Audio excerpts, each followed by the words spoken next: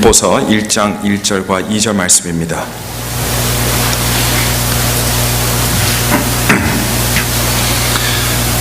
신약 성경, 제가 가지고 있는 성경으로는 318면에 있습니다. 신약 성경 318면, 빌립보서 1장 1절 그리고 2절 말씀입니다. 다 찾으실 줄 믿고 제가 봉독해 드리겠습니다. 그리스도 예수의 종 바울과 디모데는 그리스도 예수 안에서 빌립보에 사는 모든 성도와 또는 감독들과 집사들에게 편지하노니 하나님 우리 아버지와 주 예수 그리스도에게로서 은혜와 평강이 너에게 있을지어다. 아멘. 사도 바울은 인생의 우여곡절이 참 많았던 그런 사람이었습니다. 그의 삶은 결코 평범하지도 않았고 그리고 순탄하지도 않았습니다. 고린도후서 11장 23절부터 27절 말씀을 보시게 되면요, 그 이런 인생이 아주 짧지만 그런대로 굉장히 잘 묘사되고 있는 것을 우리는 볼 수 있습니다. 그래서 거기 보니까 이렇게 기록되어 있습니다. 내가 수고를 넘치도록 하고 옥에 갇히기도 더 많이 하고 매도 수없이 맞고 여러 번 죽을 뻔하였으니 유대인들에게 40에서 하나 감한 매를 5번 맞았으며 3번 태장으로 맞고 1번 돌로 맞고 3번 파선하고 일주야를 깊은 바다에서 지냈으며 여러 번 여행하면서 강의 위험과 강도의 위험과 동족의 위험과 이방인의 위험과 시내의 위험과 광야의 위험과 바다의 위험과 거짓 형제 중에 위험을 당하고 또 수고하며 애쓰고 여러 번 자지 못하며 줄이며 목마르고 여러 번 굶고 춥고 헐벗어노라. 지한날을 회고하며 말하는 이 고백을 보면요, 정말 사도 바울이야말로 주님을 위해서 인생의 산전수전을 다 겪은 사람이었다는 것을 우리는 확실히 알 수가 있습니다. 오늘 제가 봉독해드린 빌립보서 말씀만 봐도 사실은 그래요. 이 빌립보서가 그가 편안한 집에 앉아서 잠자리에 들기 전에 쓴 그런 편지가 아닙니다. 어디 차나 커피를 마시면서 시간이 나서 기록한 편지도 절대로 아니에요. 빌립보서는 사도 바울이 감옥 안에 갇혀 있을 때, 즉 사도 바울이 가장 힘들고 불안하고 비참하고 어려운 시기를 그것도 혼자 보내고 있을 때 썼던 편지가 바로 우리가 읽은 빌립보서입니다. 근데 사도 바울이 빌립보서를 쓰고 있던 그 기간, 그가 감옥에 갇혀 있을 그 당시, 여러분 로마를 다스리던 황제가 누군지 아십니까? 여러분들 굉장히 잘 아는 황제예요. 그 황제는 바로 네로 황제였습니다. 자, 네로 하면 생각나는 것들이 많습니다. 그의 통치하에 로마에는요 6일 동안 도무지 진화되지 않던 대화재가 있었습니다. 그리고 이 대화재 때문에 그 큰 로마 10분의 1이 다 잿더미로 변하고 말았습니다. 또 네로 하면 어떤 사람이 생각납니까? 자신의 이복 누이를 죽였습니다. 뭐 이복 누이는 이복 누이니까 그러려니 하지만 자신의 아내도 죽였습니다. 얼마나 아내를 싫어했으면 뭐 그렇게 생각하겠지만 더 나아가서 자신의 친어머니까지 죽인 그런 페르나로 역사는 기억하고 있습니다. 뿐만 아니라 로마의 유명한 철학자이자 정치가였으며 자신의 스승이었던 세네카라고 하는 그 유명한 사람을 자기 손을 죽이지 않았지만 자살을 하라고 그렇게 명령을 한 사람이 바로 네로 황제였습니다. 네로는 기독교에서도 굉장히 악명을 떨친 로마의 황제였는데요, 그는 기독교인들을 잡아서 개들에게 던져주기도 했습니다. 또 때로는 기독교인들을 높은 장대 끝에 매달아서 이 사람을 가로등 마냥 거기다 불을 붙여서 로마의 밤을 밝힌 그런 잔인한 사람이기도 했습니다. 사도 바울과 베드로 같은 이런 기둥 같은 사람들도 누구 때문에 죽었습니까? 네로 황제의 통치하에서 순교를 당하게 되었습니다. 네로는 이처럼 참 잔인한 사람이었던 것은 확실하지만 그러나 반면에 그는 예술적인 기질 또한 많은 사람이기도 했어요. 그래서 음악과 연극을 참 좋아했습니다. 자기가 직접 하프 연주를 하기도 하고요, 또 자기가 직접 주인공으로 주연을 맡아서 연극을 했다고도 합니다. 물론 연기를 잘해서 한 건지 왕이기 때문에 한 건지 그건 알 수가 없어요. 또 올림픽에도 자기 자신이 직접 나가서 실질적으로 스포츠도 많이 뛰고 그리고 1등을 하는 그런 영예까지도 많이 얻었다고 합니다. 물론 이것도 또한 정말 스포츠를 잘해서 그런 건지 아니면 황제이기 때문에 그렇게 한 건지 알 수가 없지만 하여튼 이 사람은 예체능 쪽으로도 굉장히 관심이 많았던 그런 사람이었습니다. 이런 사람은 보통 어떻습니까? 글을 많이 쓰게 돼 있어요. 뭔가를 많이 쓰게 돼 있어요. 일기를 쓴다든가 시를 쓴다든가.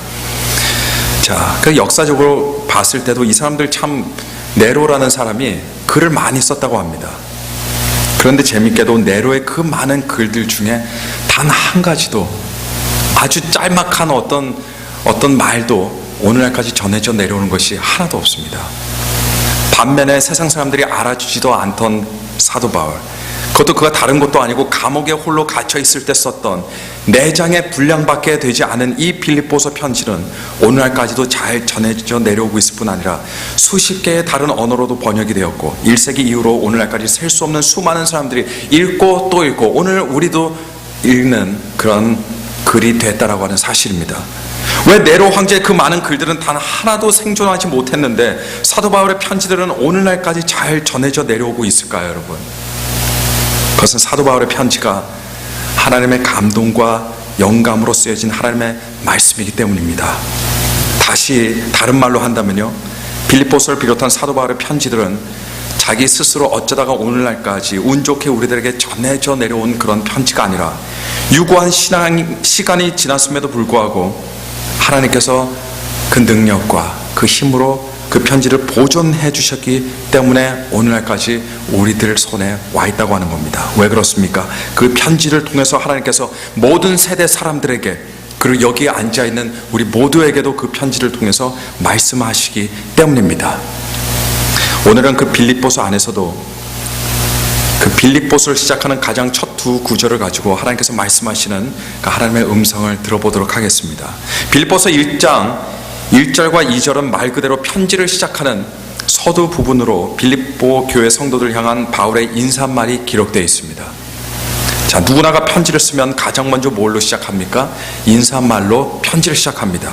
근데 사도 바울도 마찬가지입니다. 그는 인사말로 그의 편지를 시작합니다. 자, 인사말이라고 하면 뭐 그냥 인사겠지 하고 가볍게 생각할 수 있겠지만, 그러나 우리는 사도 바울의 인사말조차에서도 굉장히 의미심장한 것들이 배어 있다는 것을 우리는 놓쳐서는 안 됩니다. 우선 빌립보서 1장 1절을 제가 다시 한번 읽어드리겠습니다. 1절 말씀 보니까 이렇게 기록되어 있습니다. 그리스도 예수의 종 바울과 디모데는 그리스도 예수 안에서 빌립보에 사는 모든 성도와 또는 감독들과 집사들에게 편지하노니, 이렇게 되어 있습니다. 자, 여기 앞부분을 보시면요, 사도 바울은 자신을 어떻게 표현하고 있습니까? 그리스도 예수의 종으로 자신을 소개하고 있습니다.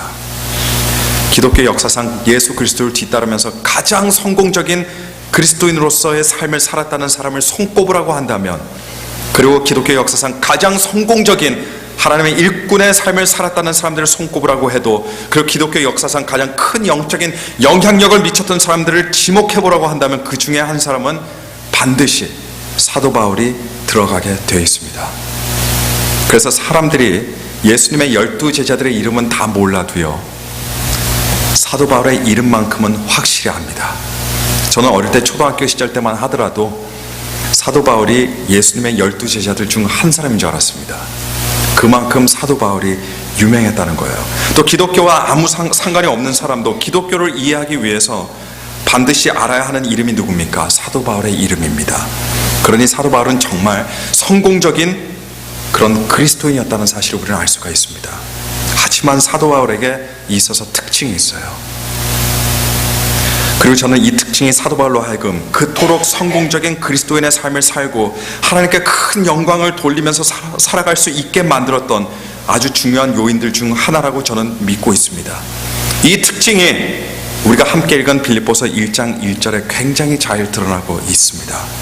그 특징이 어떤 특징이냐면요, 사도 바울은 하나님이 사용하시는 큰 사람이기 전에, 성공했던 사람이기 전에, 영적으로 승리했던 사람이기 전에 하나님과 자신이 분명하게 어떤 관계인지 알았다는 데 있습니다. 이게 사도 바울의 특징이에요. 다시 말씀드린다면요, 사도 바울은 자신을 이해할 때 그냥 막연하게 나는 기독교인이야 이렇게 생각하지 않았다는 겁니다.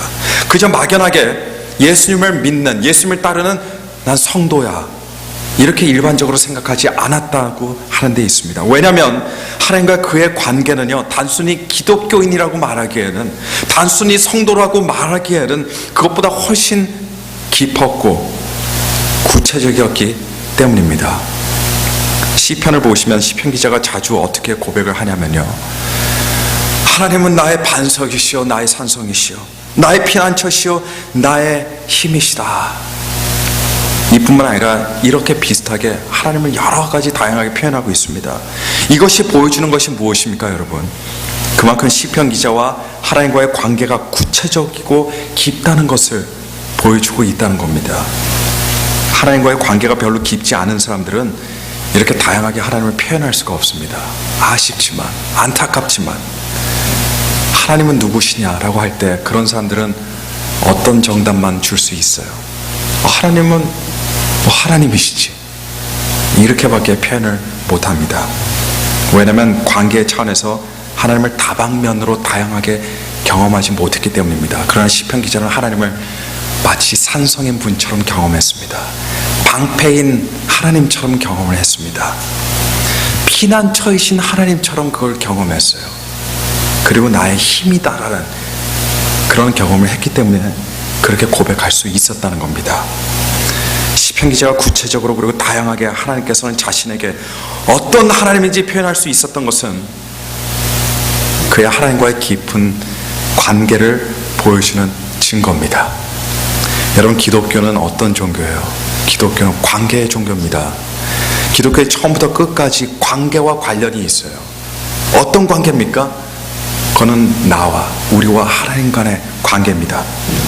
그래서 어떤 한 사람이 하나님에 대해서 많이 안다고 그 사람 구원받은 사람이라는 보장 없어요. 하나님에 대해서 어떤 확신이 있다고 그 사람이 그리스도인이 되는 것은 아닙니다. 어떤 사람이 주일 성수하고 교회에서 정말 열심히 봉사한다고 또 열심히 일한다고 해도 훌륭한 기독교인이 되는 것이 아닙니다. 왜 그렇습니까? 왜냐하면 기독교는 관계의 종교이기 때문입니다. 몇 주 전에 제가 천국에 대해서 설교를 한 적이 있습니다. 그때 제가 뭐라고 말했습니까? 천국은 다른 사람들을 위한 곳이 아니라 하나님의 자녀를 위해서 있는 곳이라고 제가 말씀을 드렸습니다. 자, 이 말이 벌써 무슨 말이에요? 기독교는 관계의 종교라는 겁니다. 그래서 하나님과 나 사이에 어떤 관계가 만들어질 때, 그 관계가 형성되어질 때, 그때 성도의 신앙생활이 비로소 시작되는 겁니다. 교회는 10년 전에 다녔어도 성도로서의 신앙이 시작되는 건 아니에요. 성도로서의 신앙은 언제 시작됩니까? 하나님과 나와의 어떤 개인적이고 친밀한 관계가 시작되는 그 순간부터 성도의 삶이 시작되는 겁니다. 그리고 성경은 그 관계를 뭐라고 말하고 있습니까? 도대체 어떤 관계라고 말하고 있어요? 아버지와 자녀의 관계라고 규명하고 있습니다. 그렇습니다. 누구든지 예수 그리스도를 개인적인 구세주로 영접하지 않고 하나님을 아버지로 모시는 그런 관계를 갖지 않고서는요, 그 사람은 절대로 그리스도인이 될 수가 없어요. 하나님께서 내 아버지가 되시는 순간, 또는 내 아빠가 되시는 순간, 예수님께서 나의 구세주가 되시는 순간, 우리는 그때 진정한 크리스찬이 되는 겁니다. 우리는 그때 진정한 성도가 되는 겁니다. 아버지와 자녀의 관계는요, 어떤 관계예요? 인간 사회 안에서의 관계야 사랑하는 관계 또는 미워하는 관계도 될 수 있겠죠. 중요한 것은 실제적인 관계라는 거예요. 아버지와 자녀의 관계는 실제적인 관계가 됩니다. 믿음이 있고 신뢰가 있고 사랑으로 묶여있는 관계를 말하고 있어요. 어떤 사람들은 하나님을 아버지로 모시는데 어떻게 모시냐? 서류상의 아버지처럼 모시는 경우가 있습니다. 마치 한 번도 아버지를 만나본 적이 없는 사람처럼, 그러나 아버지가 있다라고는 생각해요. 그러나 실제로 대화해본 적이 없는 사람처럼 이렇게 하나님 아버지를 그렇게 모신다고 하는 사실입니다. 마치 한 번도 본 적도 없고 만나본 적도 없고, 그래서 하나님께서 뭘 좋아하시는지, 내 아버지가 뭘 싫어하시는지 아무것도 모르고 그렇게 신앙생활하는 사람들이 있다는 겁니다. 이건 어떤 관계예요? 말은 아버지와 자녀의 관계라고 해도 이거는 서류상의 관계예요. 호적상의 관계밖에 안 된다는 겁니다. 그러나 그리스도인의 관계는 그런 서류상의 관계를 말하는 것이 아닙니다. 실제적인 관계를 말하고 있다는 것을 여러분 믿으시길 바랍니다. 수년 전에 켄다 크리지 딘이라고 하는 사람이, 이 사람 프린스턴 신학교에서 가르치는 교수입니다. 책을 한 권 냈어요. 근데 그 책의 제목이 뭐냐면요, Almost Christian 이라는 책이에요. 책 제목이 굉장히 흥미스럽습니다. 한국말로 번역하면 조금 어려운 것 같아요. 근데 뭐 거의 그리스도인이 다 된 사람이라고 할까, 뭐 이런 식으로 번역은 할 수 있을 것 같습니다. 근데 사실 이 제목은요, Almost Christian이라는 제목은 18세기에 살고 있던 요한 웨슬레라고 하던 유명한 설교가이자 감리교의 창시자의 설교 제목이었습니다. 근데 딘 교수는 이 설교 제목을 따서 책을 썼는데요. 근데 이 제목은 무엇을 암시하고 있습니까? 모양새로는 그리스도인이긴 한데, 그런데 사실 아직 실제로 그리스도인이라고 할 수 없는 사람들이 있다는 것을 가정하고 쓴 책이 Almost Christian이라고 하는 그런 책입니다. 딘 교수의 이 책은 어떤 책이냐면요, 사실 오늘날 교회 10대 청소년들에 대한 책입니다. 그 책에서 저자는요, 지금 미국의 교회를 다니는 10대들이 20대가 되고 뭐 대학에 들어가고 직장을 잡고 그리고 30대가 되면 너무나도 많이 교회를 떠난다는 것을 밝히면서 그 이유를 뭘로 꼽고 있냐면요, 그들의 신앙이 처음부터 물탄 신앙이기 때문이다라고 이렇게 결론을 내립니다. 물탄 신앙의 사람들이 저자의 눈에는 정말 크리스찬이 아니라 almost 크리스찬이라고 하는 그런 이야기예요. 저자가 교회를 다니는 많은 청소년들과 인터뷰를 했는데요, 생각보다 너무나도 많은 청소년들이 교회를 다니고 있음에도 불구하고 이 신앙생활 중요하게 생각하지 않다는 거예요. 게다가 대부분은 자신의 믿음에 대해서 이야기해보라고 한다면 믿음에서 얘기하라는 게 무슨 얘기예요? 하나님과 자기의 관계에 대해서 이야기하라는 거죠. 이런 것조차도 논리 정연하게 설명을 못했다고 합니다. 하지만 개 중에서도 신앙적이고 헌신적인 청소년, 이런 그리스도인들과 인터뷰를 해봤더니 그런 친구들의 특징을 4가지 뽑을 수 있었습니다. 4가지. 그 특징들이 첫 번째로는 하나님에 대한 개인적인 체험과 간증거리가 분명히 있었습니다. 두 번째는 교회나 신앙단체에 깊이 관여하고 있었고요. 세 번째로는 삶의 목적과 신앙의 목적에 대한 의식이 뚜렷했습니다. 그리고 마지막으로 4번째로는 그들 모두 미래에 대한 소망과 기대가 있었다는 겁니다. 자, 그 책에서는 이런 언급은 하지 않았습니다만 여러분은 이것이 결국 무엇을 의미하는 것일까요?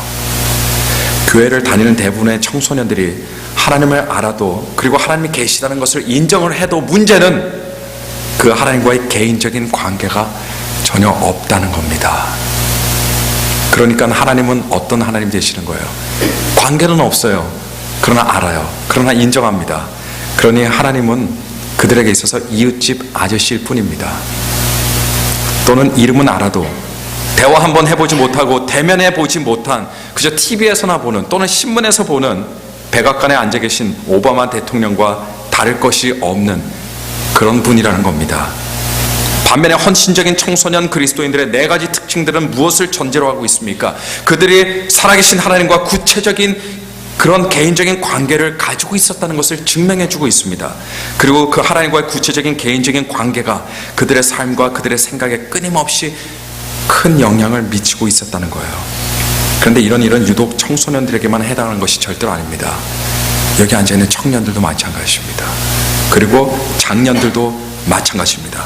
하나님은 계시고 하나님께서는 존재하시는 것을 알지만, 그리고 그 하나님 때문에 교회를 다닌다 하더라도 구체적이고 깊은 교제를 통한 관계가 없는 경우들이 생각보다 우리 주변에 많을 수가 있다는 거예요. 지난주에 클리밴드 지역에 연합 부흥회가 있었습니다. 저는 이 부흥회 때마다 은혜를 많이 받는데요, 이번에도 참 은혜를 많이 받았어요. 3일 중에 제가 이틀만 참석할 수 있었는데, 근데 그 강사 목사님께서 해주신 이야기들 중에 이 이야기가 있어서 제가 잠깐 소개해 드리도록 하겠습니다. 한 교회에 중요한 역할을 맡고 계시던 한 장로님이 계셨다고 합니다.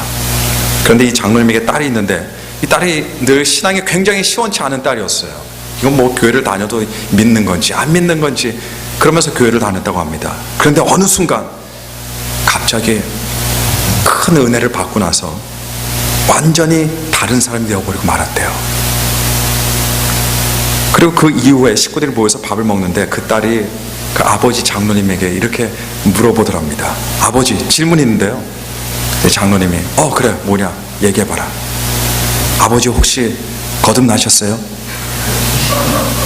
그 말을 듣자마자 장로님이 확 화를 내시면서, 야, 내가 7년 동안 새벽 예배 한 번도 안 빠지고 다녔고 17년 동안 주일 한번 빠지지 않고 내가 주일 성수한 사람이야. 나를 어떻게 보고 하는 말이냐. 그런데 또 얼마 안 지나서 딸이 아버지 저 질문 있어요. 그 아버지가 그 뭐냐 물어봐라 했더니 아버지 거듭나셨어요? 이렇게 딸이 계속 물어보더랍니다. 근데 그럴 때마다 대뜸 화가 나면서 이 아버지가 장로님이 계속해서 그 7년과 17년 이야기를 계속 해주면서 다시는 그런 질문 나한테 하지 마라. 근데 하루는 또 딸이 똑같은 질문을 또 하더래요. 아버지 거듭나셨어요? 이번에도 마찬가지로 또 7년과 17년 얘기를 하면서 호통을 치고 방으로 확 그냥 들어가 버리셨대요. 근데 들어가자마자 자기도 모르게 무릎이 꿇어지더랍니다.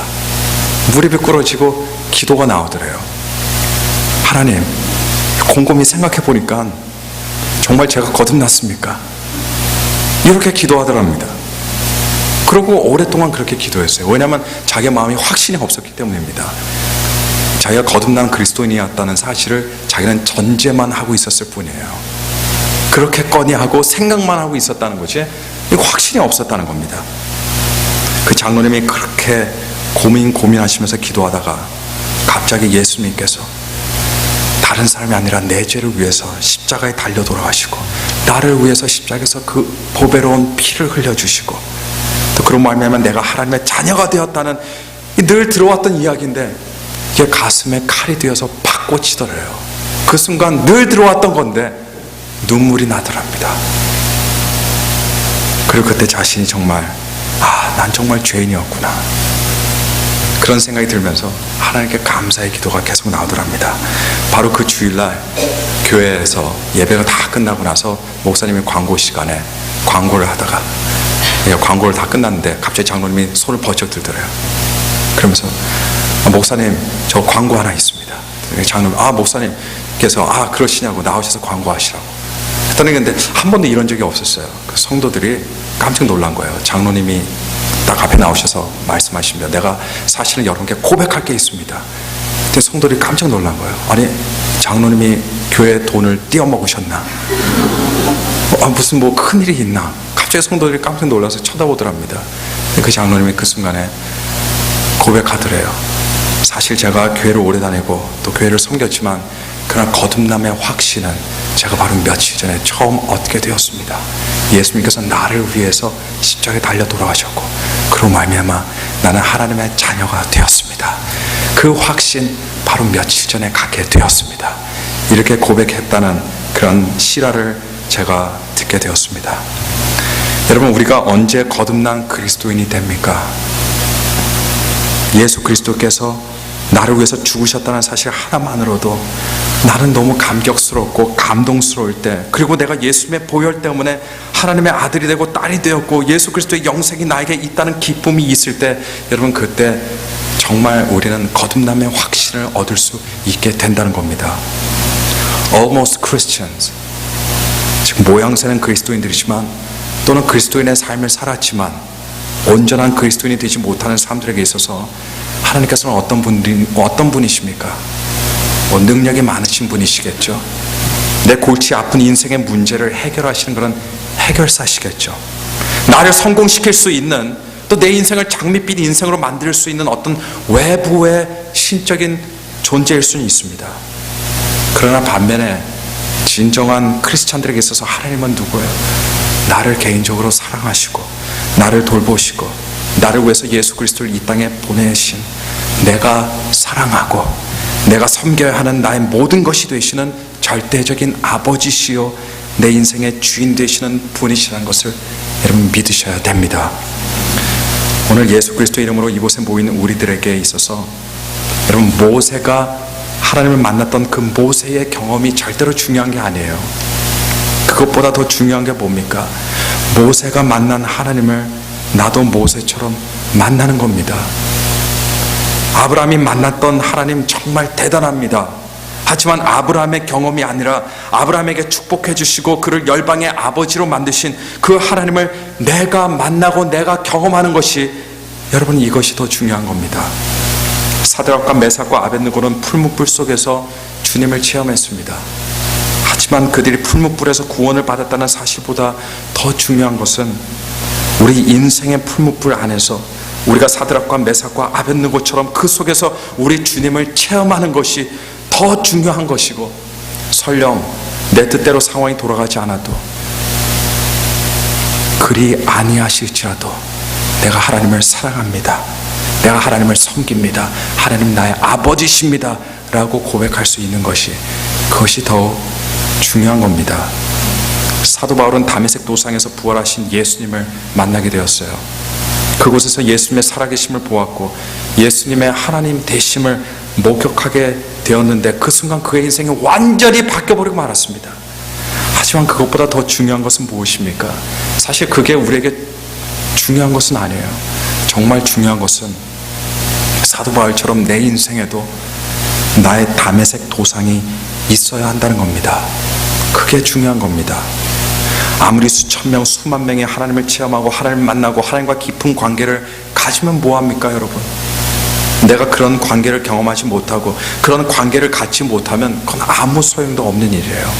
옆에 있는 사람이 구원받았다고 내가 구원을 받습니까? 옆에 있는 사람이 하나님과 친하다고 내가 친합니까? 내가 그런 관계를 경험하지 못하면, 내가 그런 관계를 갖지 못하면 그건 아무 소용도 없습니다. 내 삶에, 내 인생에 그런 은혜가 없다면 나는 true Christian이 아니라 나는 almost Christian이 될 뿐입니다.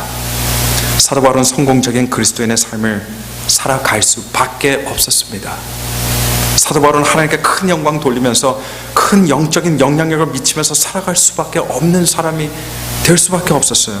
왜냐하면 그에게 있어서 그 자신과 하나님과의 관계는요, 너무나도 구체적이고 너무나도 실제적이었기 때문이었습니다.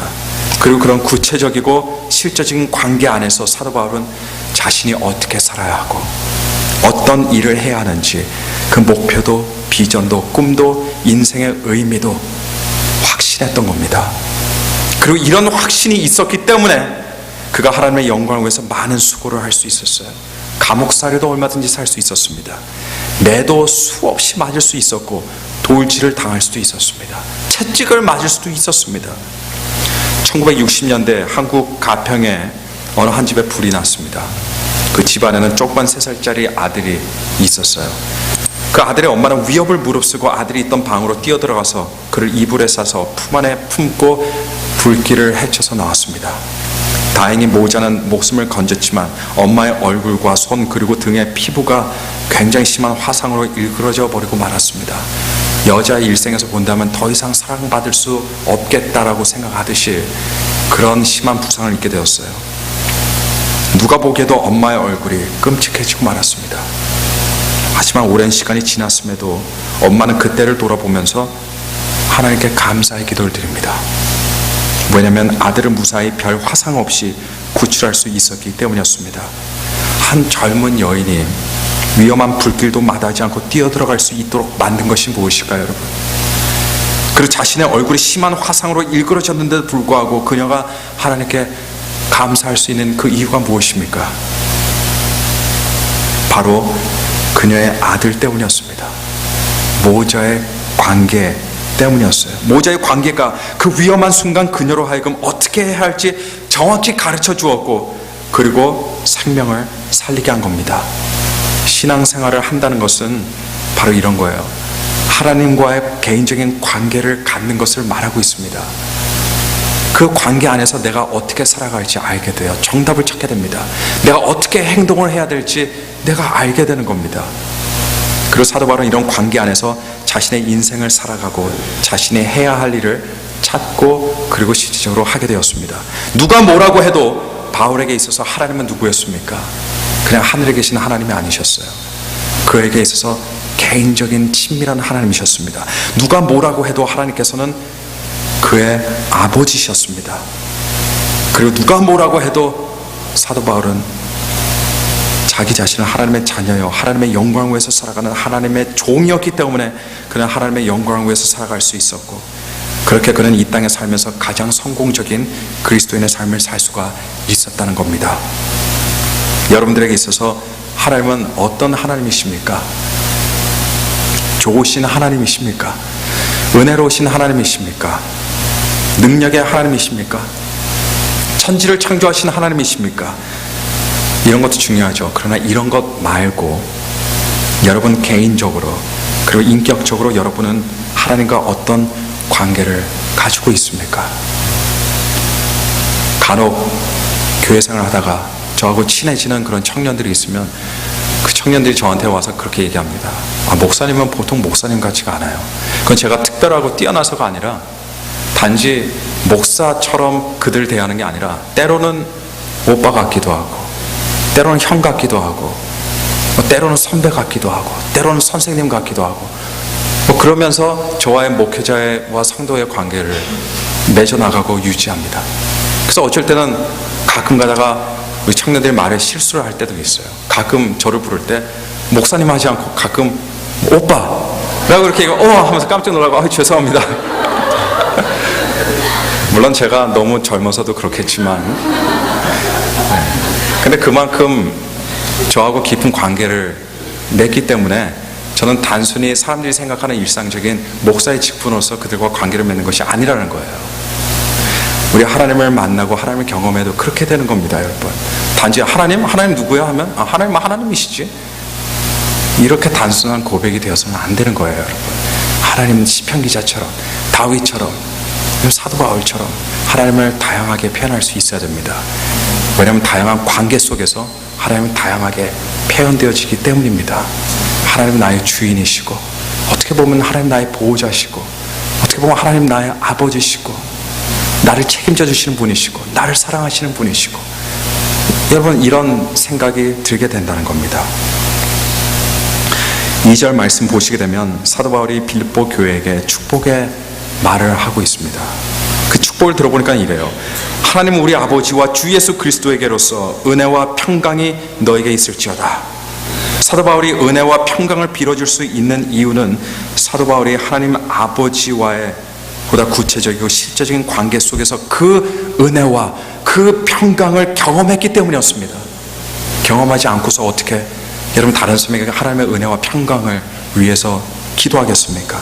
그리고 사도 바울은 깨달은 게 이거예요.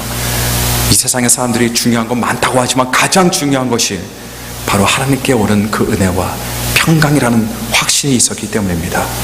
이 세상 살면서 몰라도 되는 것 참 많아요.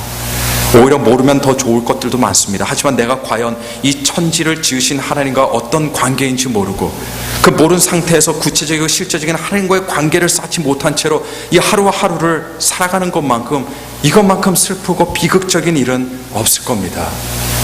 여러분의 삶과 신앙생활에 이 하나님과 어떤 겉도는 관계가 아니라 의무적인 형식적인 관계가 아니라 하나님과 깊은 사귐을 갖고 그 사귐 속에서 진정한 하나님의 사람이요 하나님의 자녀가 되시는 여러분들 되시기를 오늘 시간 간절히 축원합니다. 우리 다 함께 들은 말씀 생각하면서 우리 기도하겠습니다. 기도하실 때 우리가 내가 잘 모르는 하나님, 나와 별 관계 없는 하나님, 그 하나님을 부르는 것이 아니라 나의 아버지가 되시는 아버지를 부르고 나의 보호자 되시는 그 하나님을 부르고 나의 모든 것 되어주시는 내가 의지할 수 있는 나의 방패가 되어주시고 나의 산성이 되어주시고 나의 구원자가 되어주시는 그 하나님을 부르면서 우리가 기도할 때 하나님을 더 잘 알기를 원합니다.